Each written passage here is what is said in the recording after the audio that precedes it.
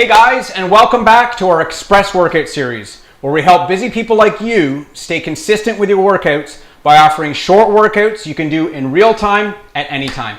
So the theme for today's Express workout is mobility. We're going to go through 10 positions or poses in under 15 minutes, and it doesn't require any equipment. And where this fits in a context as far as the program that you may be on or the goals that you have is, this is great for just simply increasing daily movement, improving mobility, good for movement prep, say if you had something more vigorous planned after this, saying doing weights, just good for a good warm-up. And then lastly, for those that are more advanced, this would be an excellent active recovery day, increasing blood circulation and again, aiding in recovery. Okay, so hopefully you're excited for this, guys. Click down below to give us a thumbs up to make sure you're good to go. Okay guys, so our first mobility sequence, again out of 10, we're going to go through 10 sequences, is we're going to start on the knee. So you might want to double up your mat because there is going to be some pressure on your knee. And this is a really good hip opener. So especially if you've been sitting at a desk for a while, we're just going to start by putting the knee down and we're going to shoot forward. And as you shoot forward, we want to squeeze the glutes because the premise is opening in this area of the hip. So we're going to just keep rocking back and forth. Again, squeeze the glute is going to open up the hip, right? Also making sure that front heel is down as well, right? So just squeezing like so. And the big thing, we want to make sure we're not arching our back. So it comes from this portion of the hip, not arching our back, okay? A little bonus as we're doing this, guys, if we want the knee that's down, as we open the hip, this hand comes back and opens up. So we're opening up this whole fascial line as well too, right? So as we shoot forward, we squeeze the glute. Once the hips open, reach back like so. Let's just go for a few of these guys. So hips opening, hand comes back, and again, front heel stays down. And you should really feel this portion, the hip flexor, which get jammed up from sitting. Sitting posture is really good for opening up, as well as we get the bonus of activating the glutes. And there we go. Okay, same deal, guys. We're going to switch around. I'm just going to change my point of view. So I'm going to face forward, but we're starting exactly the same way. So the knee that's down, that's the glute that's squeezing, and we're going to shoot forward and do some rocks and making sure the hip is open. As we open, we squeeze, okay? Not arching our back, squeeze. And then also the front foot, heel stays down. And once we're comfortable doing a few of these guys, we can add in the hand if we want, but again, the premise, the hallmark of this, guys, is again from the hip. The hip has to open, okay? So once the hip is open, glute is squeezed, then we can reach back. Good. Let's get a few more of these guys in. Exhale as we reach forward. And we'll do one more. Should really feel like the hip opening up, especially if you've just come from a sitting position. Awesome. Okay, so we've got two. We got each leg done. That's 2 of 10. Number 3, guys, we're going to go into our rocking position. So knees are just under the hips, and we're going to shoot back and forward, and we're just going to decompress the spine by, again, sitting back and then loading the wrists. So back and forth like so. Again, it's dynamic. So you want to keep a flow to these. Again, as we shoot forward, we load the wrists. We want to maybe add a little bit of a brace in the core. So again, we're not arching the back. Okay, a little bonus, guys. Want a little bit more core demand and wrist demand is hand behind the back and go one at a time. Back and forth. If you are having wrist issues, guys, just up on your fist like so. You can do your rocks like this. Okay, but let's just go for 5, 4, 3. Again, shoulder comes on top of the wrist. 2. Again, brace the core as we shoot forward. Good. And let's just switch it up and let's place the other hand down and hand behind the back, and we're going to go for 5 rocks this way too. 5, sitting back, 4, 3, 2,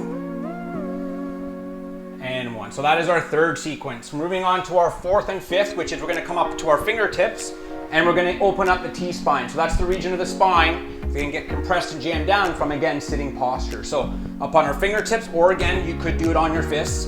And we're just going to anchor this portion down, and we're going to reach up as high as we can, eyes following the hand and reaching up. We're going to go for 5 of these guys.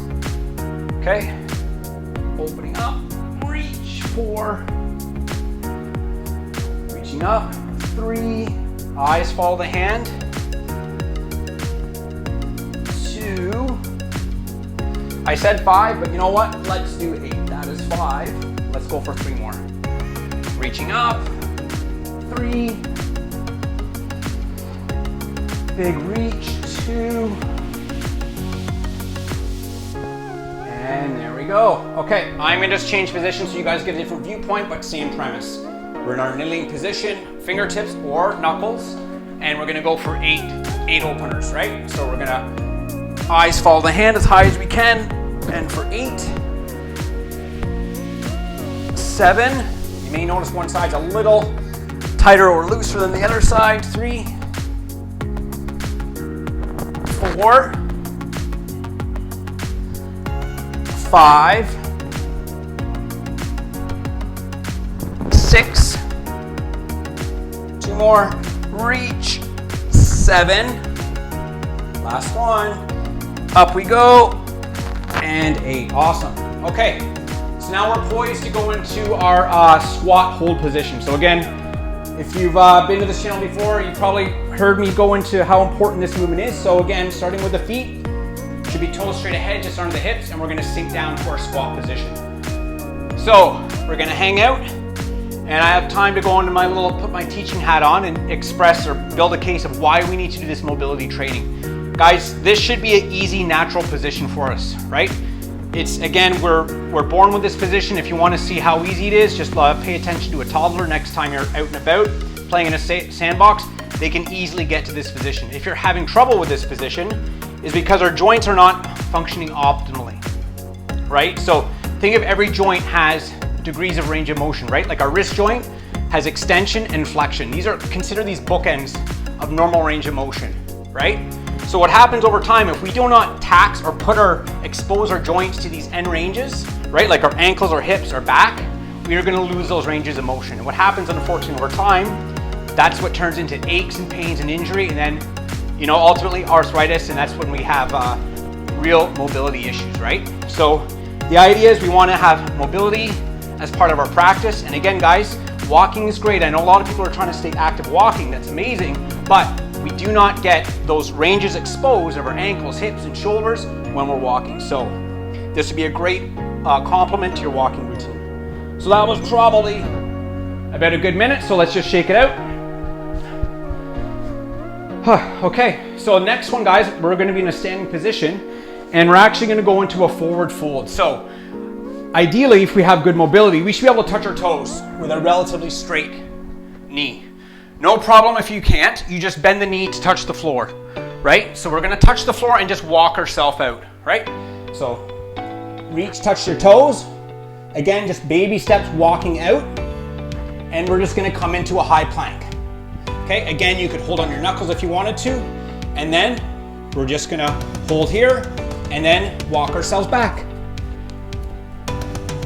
Good, come up nice and tall, deep breath in, exhale. We're gonna go for 2 more of those, guys. Again, this should be pain-free, so if you need to bend your knees, no problem, okay? Just gonna reach the toes, and we're walking out all the way into our high plank position. And again, we're just gonna hold. Let's take a deep breath here. Exhale, and we're gonna push ourselves back.